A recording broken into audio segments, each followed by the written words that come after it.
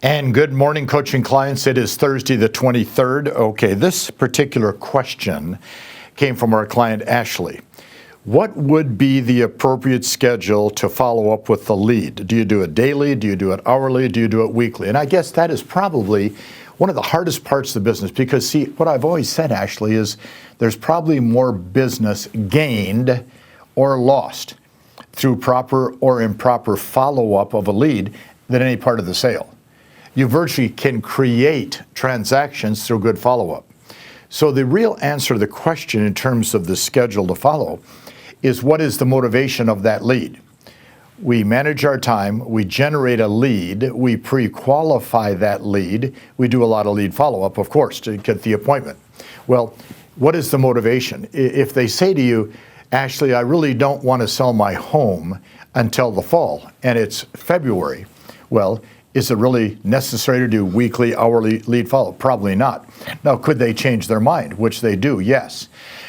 So the biggest question with every lead is to write down what is the motivation of that lead. What are they trying to accomplish? What are they trying to do? When do they want to do it? And do you know the answers to these questions? Here's a thought for you.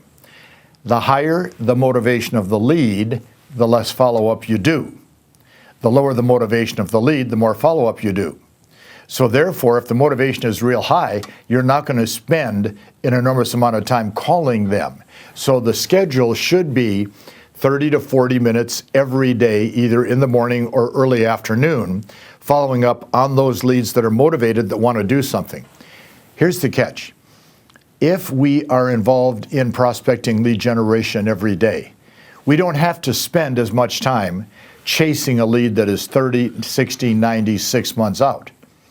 We don't have to because we're generating leads that want to do something sooner. At the same time, if we're not involved in lead generation, we often are planting those leads in our database, which doesn't make any sense because then as you go through your database, you don't know if it's a lead or a past client center of influence because many times you don't recognize the name.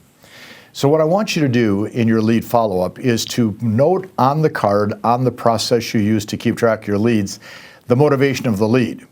That will tell you the schedule you have to follow for lead follow-up. I thought it was a great question, Ashley. Thank you for asking, and more importantly for all of us on this view today, let's try these thoughts and use them today. Or in essence, let's call every lead we have between today and tomorrow and see how many appointments we can set up. I'll bet you can set up more than you thought. Talk to you again next Tuesday. Thank you.